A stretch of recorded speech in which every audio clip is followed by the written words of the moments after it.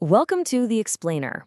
All right, today we're diving deep into the incredible story of Uttarakhand, a place they call devbhumi, the land of the gods. And trust me, it's got a history as epic as its mountains. So when you think of Uttarakhand, you might just think of a new state, right? Formed back in the year 2000. But is that the whole story? Not even close. While the modern state was officially born on November 9th, 2000, its story? Wow, it's woven from threads of myth, ancient kingdoms, and a cultural identity that's just so resilient, stretching back thousands of years.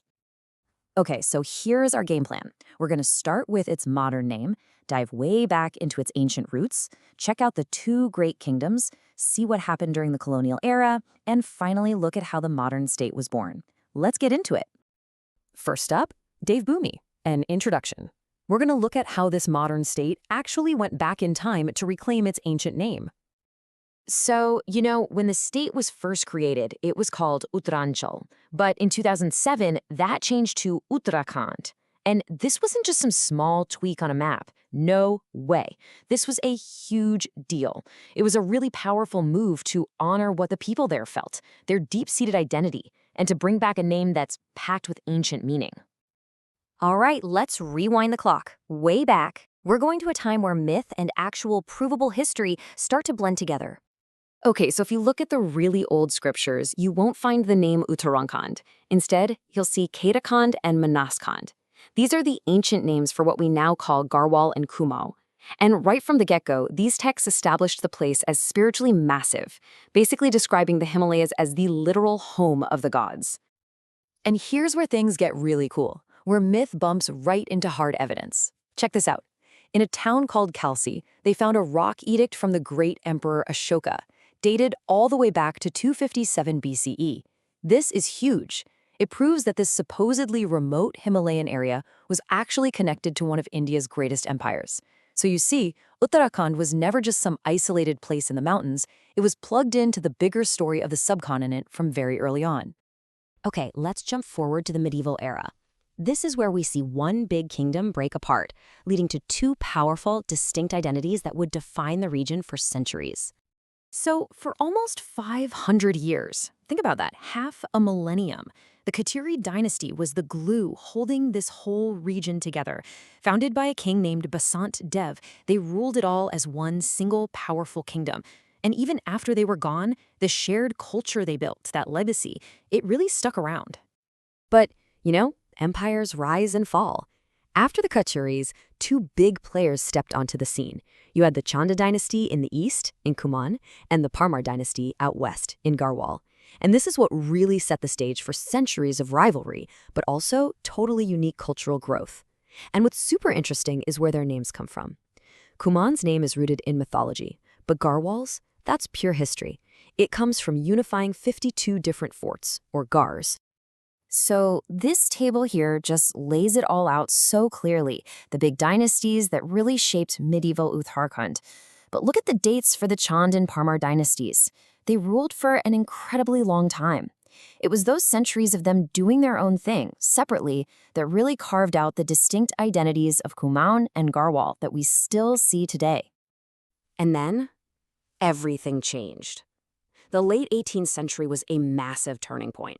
Outside forces showed up and literally redrew the map, putting an end to centuries of local independent rule. First, a really powerful Gorkha army swept in from Nepal. They took Kumaon in 1790 and then Garhwal just a few years later in 1803.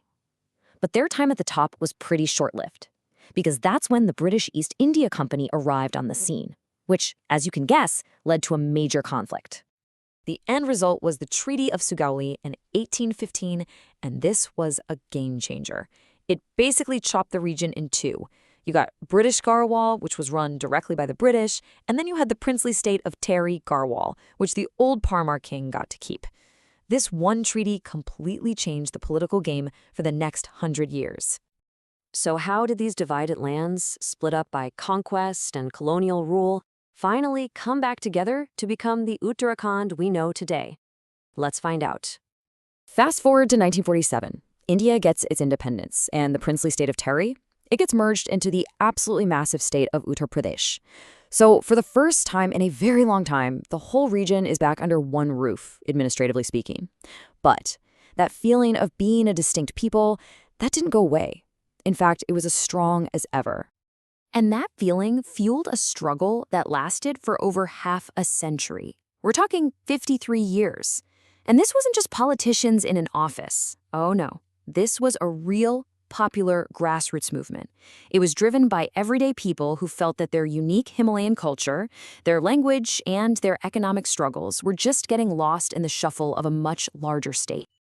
And finally, after all that time, after all that struggle, they won. On November 9th, 2000, Uttarakhand was born. It was carved out of Uttar Pradesh and finally got the recognition it deserved as a state with its own unique identity. But here's the thing. This history isn't just trapped in dusty old books or government records. It's alive. It's a living, breathing legacy. You can hear it in incredible oral traditions like the Jogger folk songs, which tell these epic tales of gods and heroes. And at the same time, it's constantly being looked at with fresh eyes by modern historians. And protecting this legacy, it's absolutely crucial. I mean, we're talking about documenting these priceless oral traditions before they just disappear.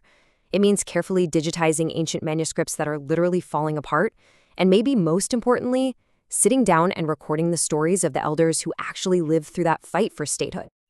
So in the end, the history of Uttarakhand isn't a closed chapter. It's a story that's still being told. From ancient Kedarkhand to the great Kachari kings, from the Gorkha invasion to the long, hard fight for statehood, it all connects. It's a powerful reminder that the past isn't just the past. It's always present. You can feel it echoing in the valleys, and it's constantly shaping the future of this incredible land of the gods.